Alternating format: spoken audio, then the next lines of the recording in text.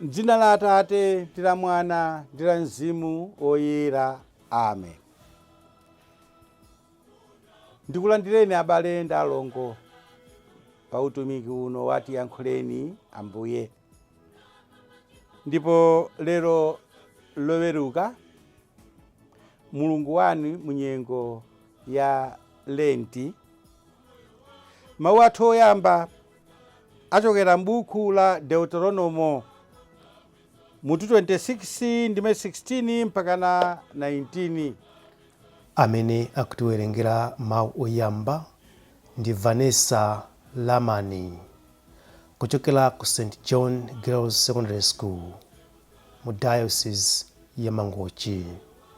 Ndipo mawu a mthenga woyera achokera mu mthenga woyera monga adalembera Mateyo mutu 5 ndime 43 mpaka na 48.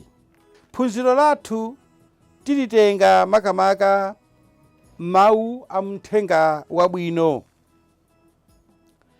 Ndipo phunziro lake tikuti tiziwakhululukira amene amadana nafe. Chinthu chovuta kwa basi, chovuta anthu aja amene amadana nafe achati tiziwakhululukira, tiziwapempherera amene amadana nafe. Chinthu chosoweka chaulere chapadera.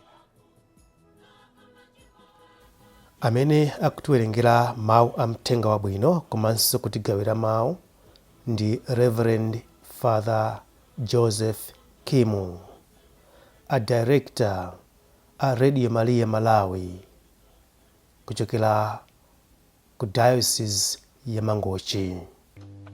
Mudzakhala anthu ake oyera mtima. Mawu oyamba. Mawu a m'buku la Deuteronomo. Chauta, Mulungu wanu akukulamulani lero lino kuti mumvere malangizo ndi malamulo ake. Tsono mwamveredi ndi mtima wanu wonse ndi moyo wanu wonse. Lero mwadziwa Chauta kuti ndi Mulungu wanu. Mwalonjeza kumvera iyeyo, kusunga malangizo ndi malamulo ake, ndi kuchita zonse zimene akukulamulani. Lero Chauta wakulandirani ngati anthu ake, monga momwe adakulonjezerani, malinga nkusunga malamulo ake onse. Motero pa matamando, pambiri ndi pa ulemerero adzakukwezani kupambana mitundu ina yonse ya anthu imene adayilenga. Ndipo mudzakhala anthu ake oyera mtima, monga momwe adalonjezera. Mawu a Ambuye. Tithokoze Mulungu. Ambuye akhale nanu. Mawu a mthenga woyera monga adalembera Mateyo mutu 5 ndime 43 mpaka na 48. Pa nthawi yomweyo Yesu adati, mudamva kuti anthu akale aja adawalamula kuti ukonde mnzako ndi kudana ndi mdani wako. Chabwino, koma ine ndikukuwuzani kuti muzikonda adani anu ndipo muziwapempherera amene amakuzunzani. Mukatero mudzakhaladi ana a Atate anu amene ali kumwamba.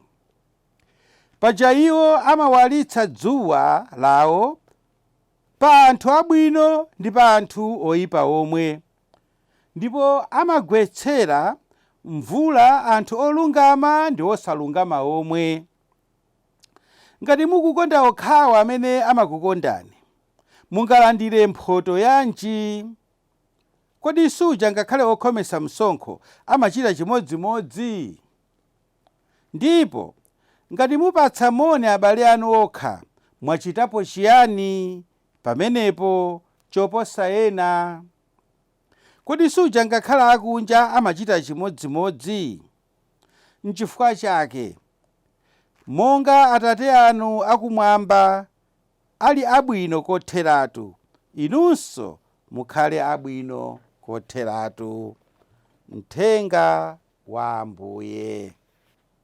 Abale ndi alongo okondedwa, tidakayenda abetu munyengo ya Lent.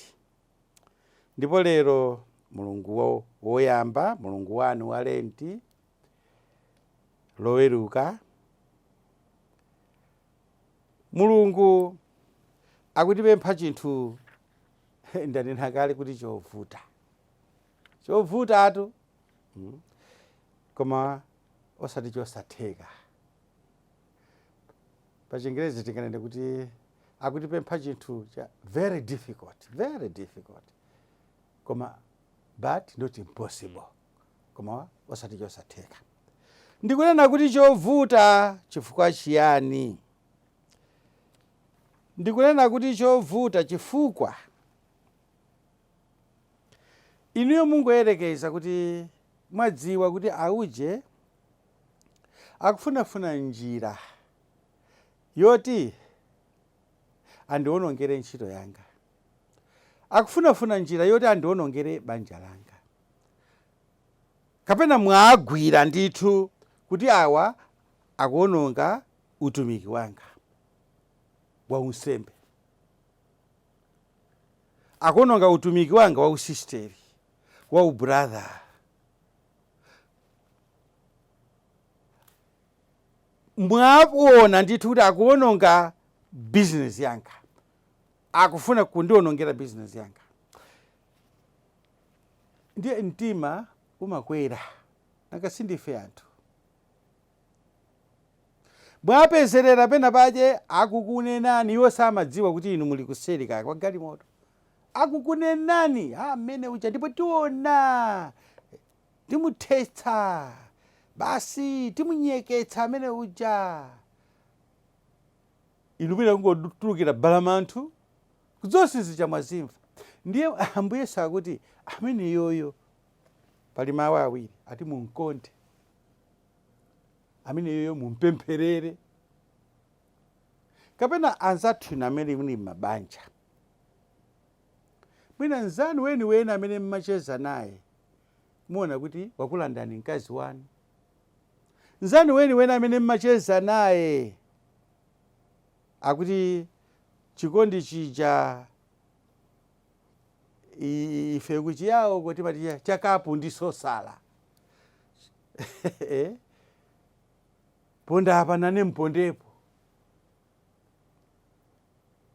Wakulanda mwamuna wako, wakulanda mkazi wako, ndiyewe uziti ndakukhululukirani, ndikukupemphererani.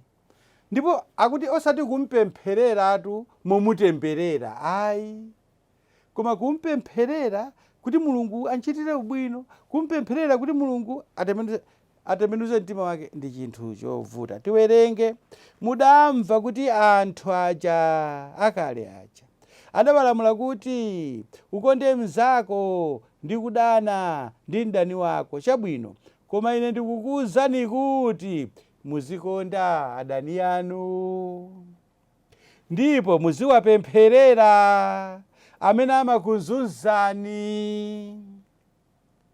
Mukatero mudzakhaladi ana Atate anu amene ali kumwamba.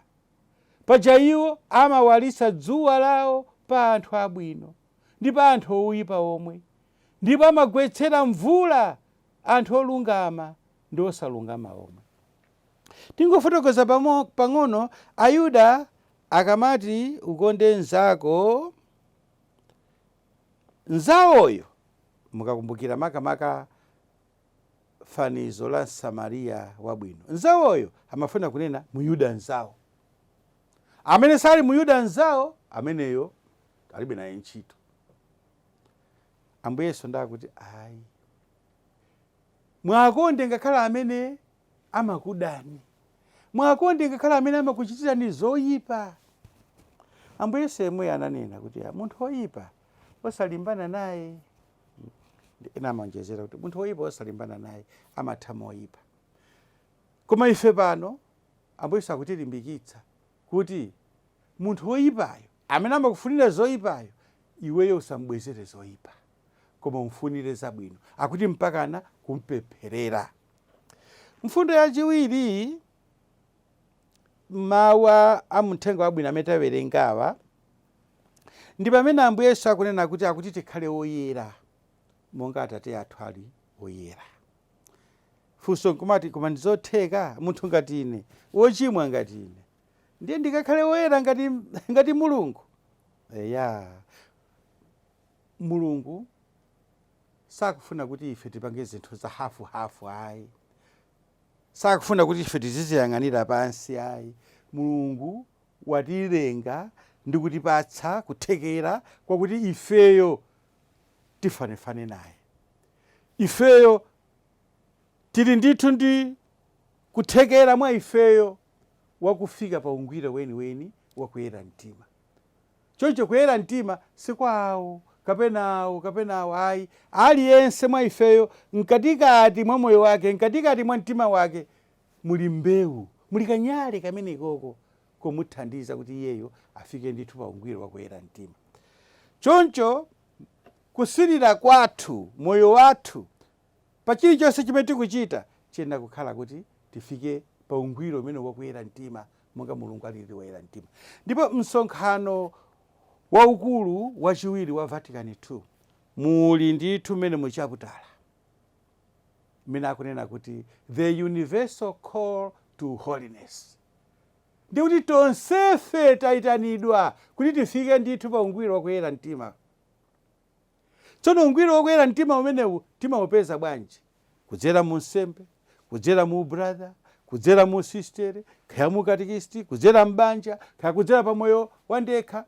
Koma tonsefe chiyitanidwe chathu chachikulu chopambana choposa china chilichonse ndikuti tikhale oyera mtima. Chocho ndi chinthu chimene ife tsiku ndi tsiku tiyenera kumachisakasaka. Ndiye tiyeni leroli tipemphe Mulungu atithandize kuti tiwakhululukire onse aja amene amatifunira zoyipa. Tiziwapempherera ngakhale kuti ndizovuta, koma tipemphe chaulere, chifukwa pasolekadi chaulere chapadera. Tipemphe chaulere chapadera kuti chonde Ambuye ndithandizeni, munthu amene ujeneyo ndimkonde. Ndiponso tipemphe Mulungu atithandize kuti tifike pa ungwiro weniweni wakuyera mtima. Amen.